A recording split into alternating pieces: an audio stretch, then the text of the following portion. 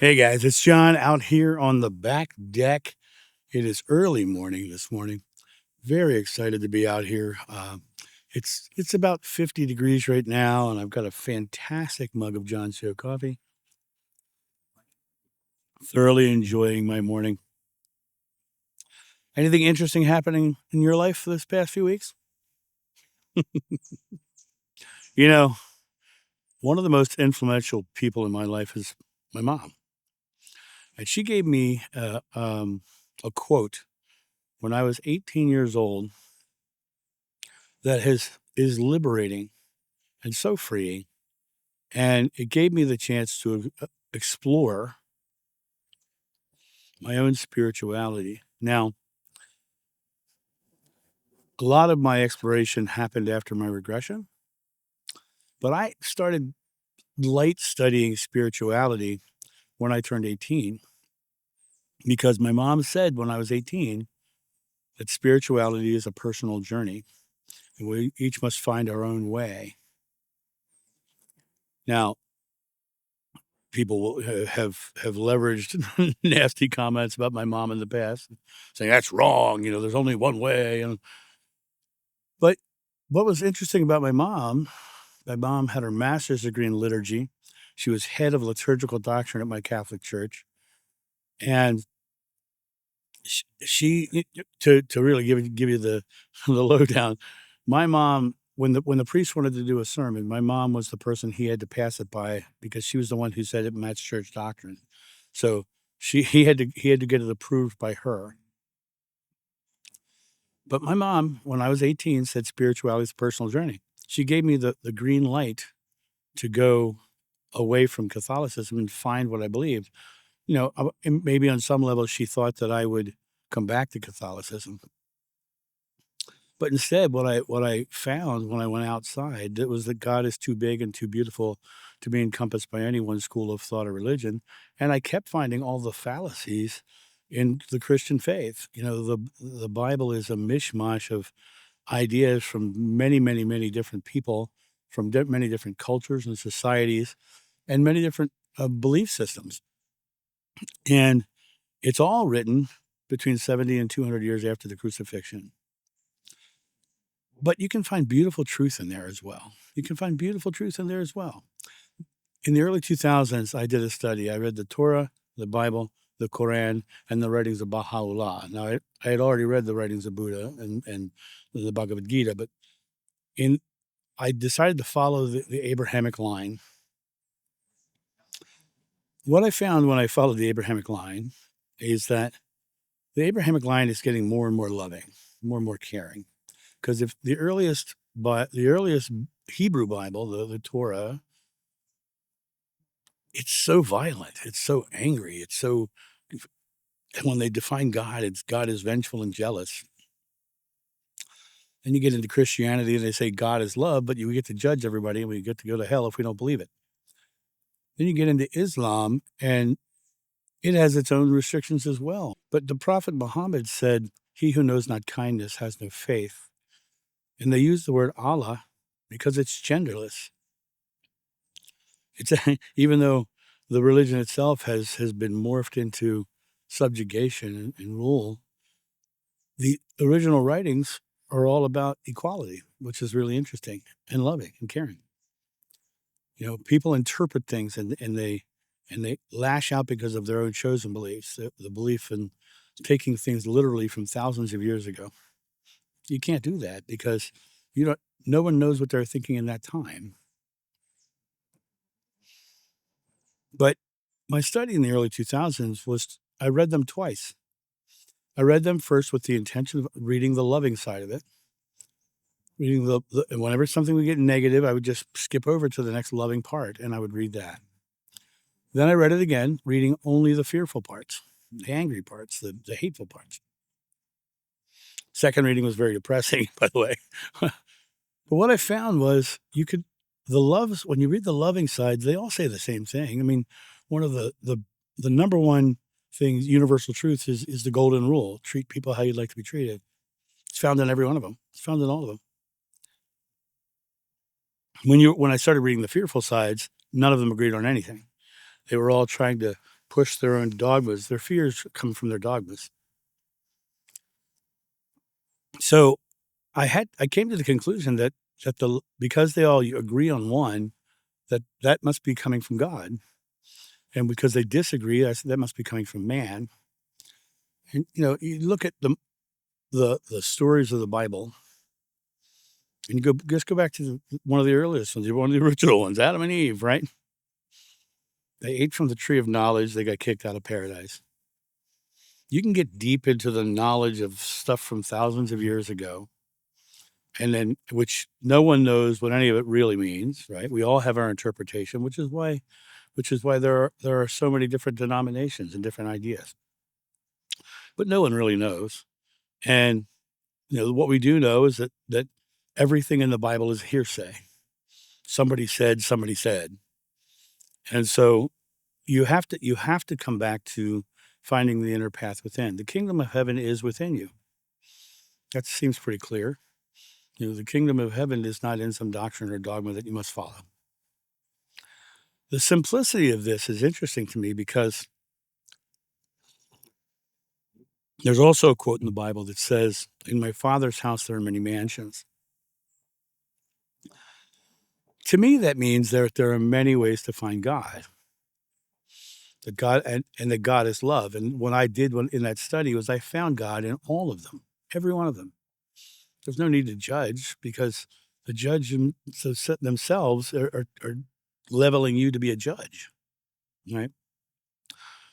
Judge not lest ye shall be judged. Because when you judge, you're judging yourself as a judgmental, which is interesting. My Father's house there are many mansions. And I have mentioned my good friend Leszek in other videos. I'm going to mention him again now. Every time I see Leszek, I smile. I start to laugh. I start to giggle. We start to giggle when we start to talk. I love the man. I truly love the man. And I feel like we're like, we were probably brothers in another life or something because there's just a rapport there that I just love the guy.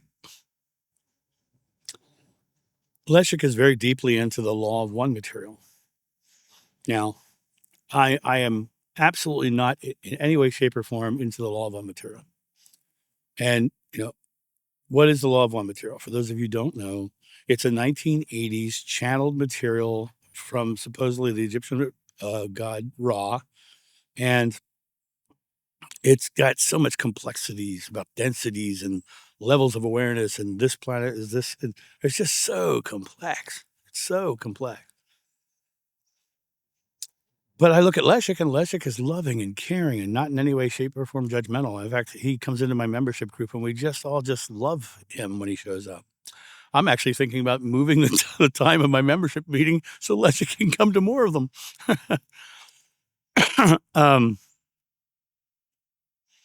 The thing about it is that the book of Matthew says you'll know them by their fruit. Leszek is so loving and so caring. I think he found his way to God.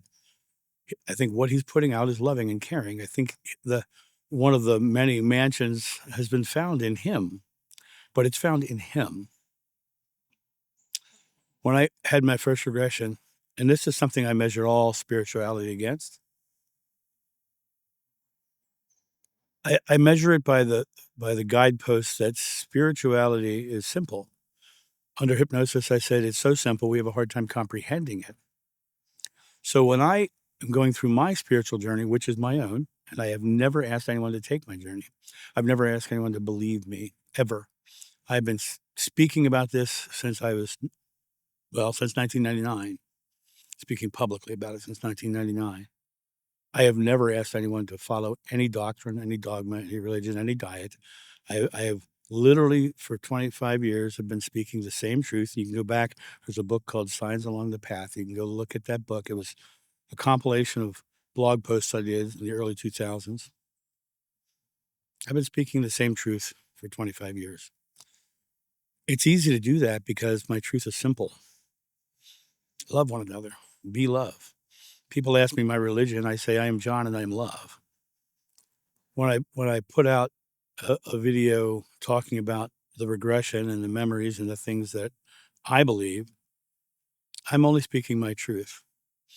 Here's the thing about truth and about faith. If it's truly your truth and if it's truly your faith, you don't need to defend it. There's no need. If you're defending it, it's because you're trying to prove yourself to be right. And I don't need to prove myself to be right because I've never asked anyone to think I was right. I've never asked anyone to take my doctrines, and I've never sold a big course about what I'm supposed to be doing. And even the things that I do sell, I never tell anyone that they need them or that they should have them or this is the next level of their dimensional rise or whatever it is. It's all too complex for me. It's all too complex for me. I will tell you, the more I stripped away, the more loving my life became. The more I stripped away, the more spiritual experiences I had.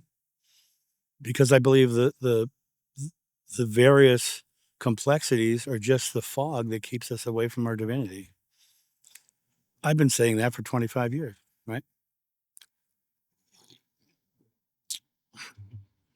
I put up a quote on the community page that said, "The best way to not be in a fight is not get in one." I believe that.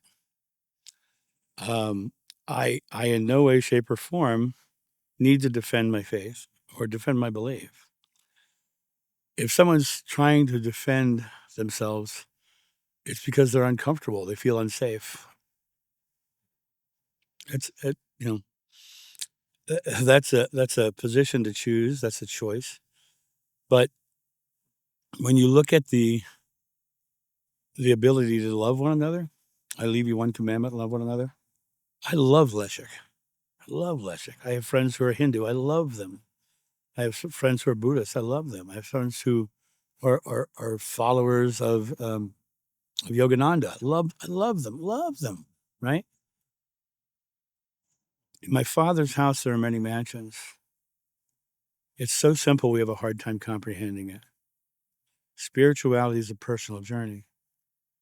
These three comments are beautiful because they open us up to inclusivity. They open us up to just caring. They don't mock.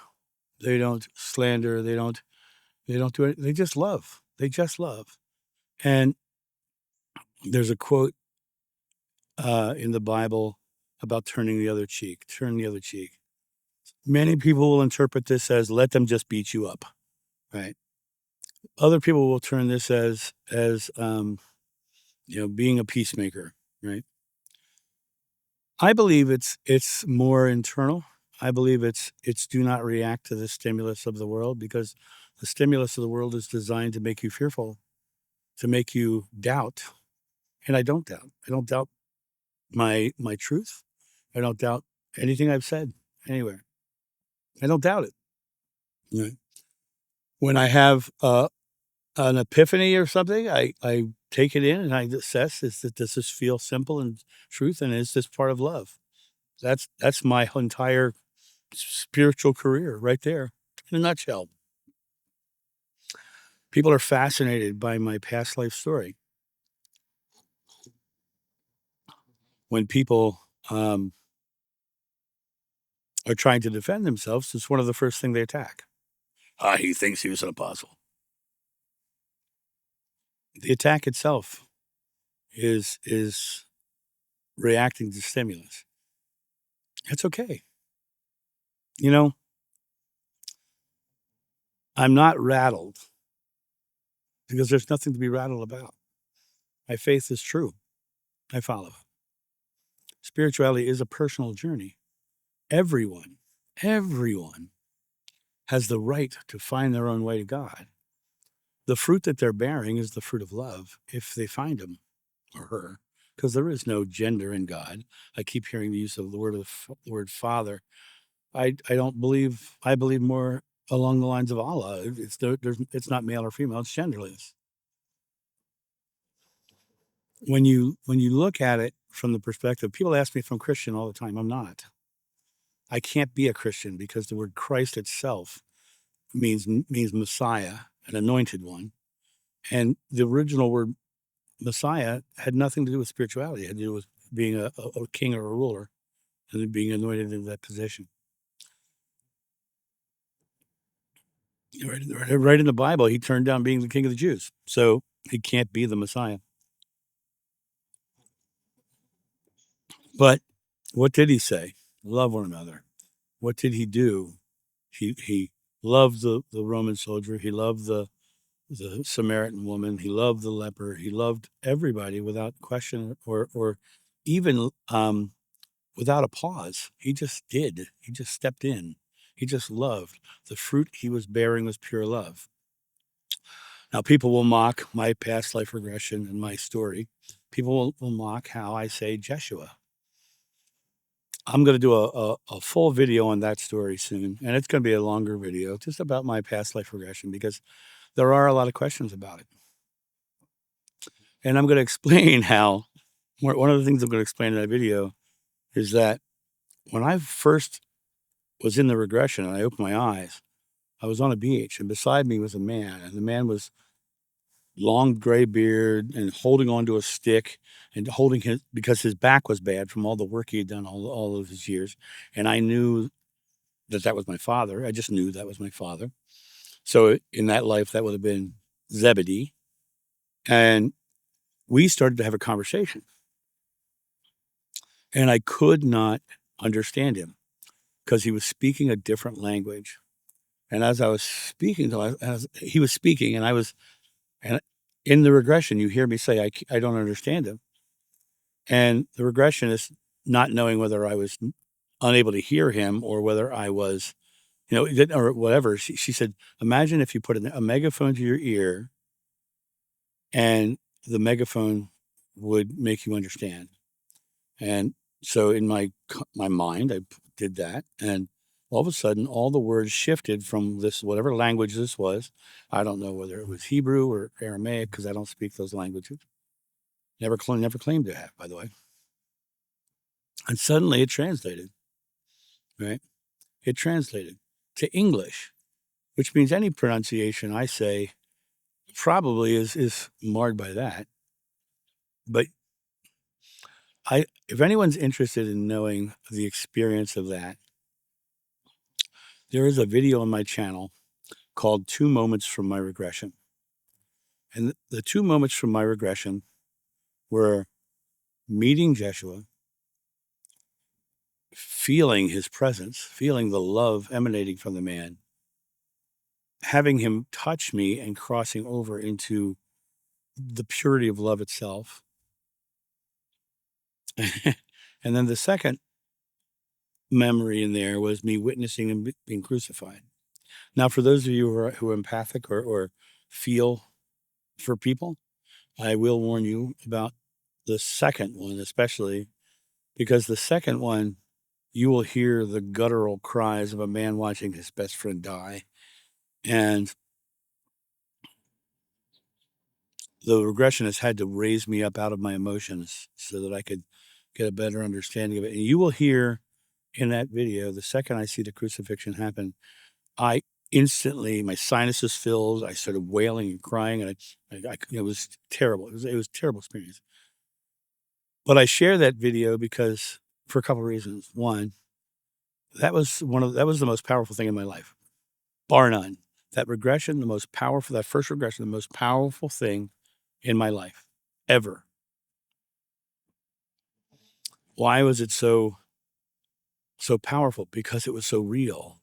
When I was standing in that regression, when I was in that regression, when I first landed on the beach, and I say landed because of the way the regressionist brings you into it, I could feel the rocks beneath my feet. I could smell the fish. I could feel the wind and the sun on my top of my head, my back. I was having the full visceral awareness of being there. And the conversation with the regressionist were the thoughts in my head. It was like my consciousness had shifted places. And, nothing back there is changeable. And so for me, it was like being in an experience and reacting in real time to what was happening. But these were the things that John of old did, right? Now, once again, do I say I'm John the Beloved? I don't say I'm John the Beloved. Go back and watch all my videos. You're going to see me say that over and over again. I am John Davis. I'm not John the Beloved. I am John Davis. I had an experience remembering that life. I don't know what it means. I don't care what it means. I only care that I'm loving and I'm caring, and then I put out love and care. You know, some people don't like that, and that's okay. Some people have a struggle with things I believe because it goes against theirs. They're allowed to believe those things. I am only responsible for my own love, my own compassion. I am not responsible for somebody else's love being conditional. And I just simply love. This channel has no sponsors and is solely funded through viewer support. Links in description below, or get your coffee and tea at johnshow.com.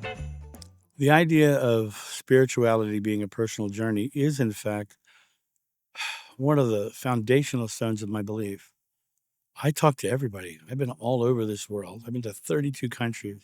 I've been all over India. I've been all over Egypt. I've been all over South America. I've been all up through Scandinavia and have had more and more spiritual and loving experiences everywhere I go because I meet beautiful people and beautiful, loving people. And I see God in all of them. In Egypt, I was there for a month, and I met a man named Ali El Shazli, who I just adored. He was always a smile on his face. You could see the care in his heart, and you'd see him get into conversations with people, and you could see he'd be like, "Don't, that's bad. Don't do that." People would come up and ask for bakshish, which is a tip. And we stopped at a street corner, and a police officer walked over and asked for a tip. And Ali was incensed that this man would ask for a tip when he was just standing there, just asking for money. And he's right. He was so upset. He's riding away. He's going, "That is so bad, John. That is so bad." Right. And on a funny note, when I first met Ali, I was with my wife Jennifer at the time, and he said, "What's your husband's name?" And she says, "John." He goes, "John? John? John." He thought my name was Gun. um, but I loved him. He was wonderful. He's a Muslim, right? I got no problem with Muslim because I'm not locked into a track of one ideology. I see the love in the people. I don't see the religion in the people. I don't see the doctrines in the people. I don't see the rules to follow in the people. I see the love. I've met beautiful, loving atheists. I see the love. Well, ironically, I think they found their way to God, right? Just by being loving, by choosing to not be a butthead. I had a woman in one of my membership groups a while back. She said, "John, your religion is simple. Your religion is don't be a jackass." And I thought that was one of the one of the clearest statements ever. Don't be a jackass. I loved it. It made me smile. And that smile itself, that laugh, that is the doorway to God. Are you judging and being angry and vitriolic and trying to knock someone down? How's that feel? Does it feel like a laugh? Does it feel like joy and love inside? The doorway to God is found at the bottom of your breath. All the rest is holding air in and trying to lash out. And so to me, I don't look at it. I look at it, the world through the lens of love and fear. I choose the love side. I don't choose the fear side. And being angry and trying to goad someone into an argument, that's just fear. That's just fear of being wrong or losing their fight of their defense. And I'm not in a fight. I never was in a fight. Everyone's allowed to have their own truth. Everyone's allowed to express love in their own way. But if they're not, then that's where you look at it and you go, okay, is that for me? It's not about judging them. It's about choosing your own way. Spirituality is a personal journey. Find that personal journey within. And if it makes you feel like laughing, you found there. You found God. Famous Buddhist quote, "When you realize how perfect everything is, you'll tilt your head back and laugh at the sky." I tend to laugh at the sky every day. I'm not looking to be right. I'm not looking to be in any way, shape, or form subjugating someone to my own doctrines or ideas. I only care about being loving. I only care about being loving. I'm going to say that a third time. I only care about being loving. Now, when I talk about history and it goes against somebody else's belief in history, we could both be wrong. Why would that be? Because history is a series of information from different perspectives, from different people, from different ideologies, and we look at them through the lens of our own. And so I personally see no reason to argue about the history because all you're really arguing is you being right. And spirituality is a personal journey. You can believe whatever you want to believe. Said that for 25 years. Have never wavered on that. Have never wavered on that. And to me, it's about love. It's about compassion. It's about drinking coffee. And when I find that the stimulus of the world comes at me for what I believe, I look at it as stimulus. And I can react to that stimulus or I can act in love. I can be an action hero and not a reaction zero. And so I find the events of the past couple weeks interesting, but not life altering. I find the events of the past couple weeks as stimulus, and I have already turned the other cheek on it. But people keep wanting to come on and ask questions and try to mend mend an argument, but I'm not in an argument. I have no quims or qualms with what anyone believes. I don't. I'm not trying to defend a faith. I only speak my truth. I've said that for 25 years. So this past few weeks have been interesting. I'd say past few weeks. At the time of this recording, it's only a couple days. But this video is not going out for a couple weeks, so I wanted to make sure I was clear on that. But it's been an interesting few days. I will tell you one thing. When I was sitting there in my house and I got this notification that I've been tagged, and I was like, okay. And I went on and I found out there was a premiere for a 2.5 hour video about me. I was like, and I read the description and everything. I started to giggle. I was so happy about it. People were like, "What? You were happy about that?" Yeah, I was totally happy about that. All it did, it gave me an opportunity to love. It's all it really did, and I'm grateful for an opportunity to love on a broader scale. I got hundreds of new subscribers. I got so many beautiful messages of love and compassion.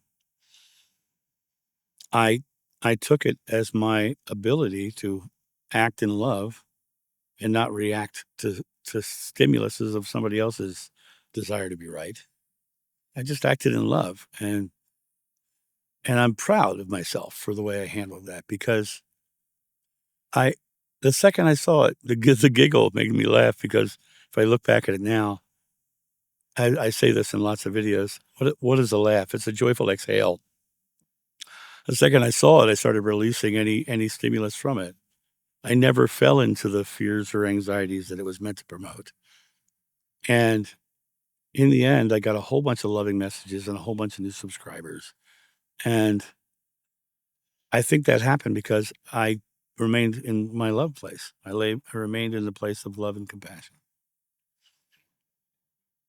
I will continue to speak my truth for the rest of my life, as everyone has the right to do. If someone is reaching out to level accusations against you,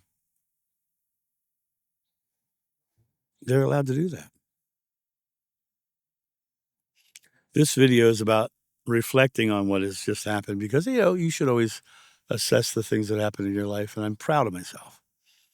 I'm proud that I stayed true to my own faith. I'm proud that I stayed true to love. I think Jesha will be proud of me for staying in love, for turning the other cheek and not being involved in the stimulus of someone else's fear of not being right. Right? there's no need to be right. You can be right or you can be happy. I'll choose happy any day of the week. I'll choose coffee any day of the week too. So I guess this video is really just about me letting these things out, because not only did this experience happen this past couple of weeks, but I every day I'm still getting messages. 90% of them are just loving and caring and wonderful. And one or two, I've been called a murderer. I've been called all kinds of things over the past few days. And I don't react to that stimulus. I understand that that's their fears, that's their anxieties. That's theirs, not mine. I love them. I don't think that anyone is further along any path, because I don't believe in a hierarchy of belief. I think that the more you limit yourself with the doctrines and dogmas of the world, the less you see of divinity, because now you're in a camp fighting as opposed to in the world loving. Be in the world, but not of it. I am in the world in love, and that is my path. That is my journey to be love in the world. I've been accused of being passive aggressive because of that stance. That's not because I'm passive aggressive. It's because they literally are trying to defend another side. Not that there are sides, really. There's just people's truth. But defending it is where they're missing the point of what I'm speaking of, and that's okay. They're allowed to have their truth. But I will never not speak my truth. I will always yield to love before fear. I will always come back to the space of understanding that my friend Leszek is a beautiful, loving person who found his way through God through an ideology that, to me, is absolutely not true. For me, I'm going to say that again. For me, it is not true. Spirituality's personal journey, that is not my truth. My truth is simplicity itself. And that's the one thing that it's funny, because that Leszek and I talk, and I say something, and he explains it to me in the law of one perspective. That makes sense to him. And the only thing I know is that the fruit he bears is loving and caring. But do I believe that is what Jeshua taught? No. No, it was channeled in the 1980s. It had nothing to do with Jeshua or his teachings. And that is a classic New Age ideology, is the following something from the 1980s channeled messages, right? So to me, I look at it from the perspective of what's the fruit it bears. For him, it bears beauty and love and compassion. For someone else, it creates a position of power and hierarchy that he has to defend. And that is a choice. That's his spiritual journey. And so, yeah, I love one another. I'm hoping the world ends up just loving one another. In fact, I'm not hoping that, because I see it happening. I see the people who are mad, sad, frustrated, angry, people who believe differently. But I think those are the growing pains of a more loving community, because people will make choices. People will look at this, and they're going to react from their feelings. Now, a lot of times their feelings are based upon one person's ideology or one religion's ideology. But when you look at it from the perspective of everybody in the world wants to be loved, everyone wants the world to be loving, and when I just stick with love instead of the chatter of the world, eventually people are going to find me, because everyone wants love. And when I'm living my truth of love, and they come, I get beautiful messages. Like I said, this past couple of days, I've gotten hundreds of new subscribers. I welcome to all of you. I love you, and thank you for being here. I will never ask you to believe anything I say. I never have. I will only demand that we are loving in the community. Comments will remain loving. Second, they're not. That person is just simply gone, because my YouTube community is a safe place where people can express themselves lovingly. If you can't be here and be kind, if you're going to slander or call negative names to people, which is what slander really is, right? um, if you're going to call people liars, that's slander. If you're going to do those things, you're not going to be in my community. If you're going to try to draw other people into your argument from outside my community just to come in and fight, you're not going to be in my community. I have friends in this world who are open and to everybody, and someone tried to draw them into an argument, and I just deleted their comment, because it's like, you're not going to draw somebody else into this vitriol and this stimulus that you're putting in. I will tell you, I've had some beautiful support from some big names. I've gotten some emails, and I've gotten some phone calls from some big names from YouTube supporting me and what I'm doing, and telling me that they love the fact that I'm responded in love. And many of them said, WTF with that other guy, which made me giggle too. I said, no, he's allowed to have his way. He's allowed to choose it. But I'll choose love and compassion, like my friend Joshua did. He was loving, he was compassionate, and I'm going to stay with that. I'm going to allow anyone to walk their path, and I would honor them for walking it in their own truth. I'm never going to tell someone to not walk their truth. But I will call it out when they're judging others for their own, because they're saying they're right.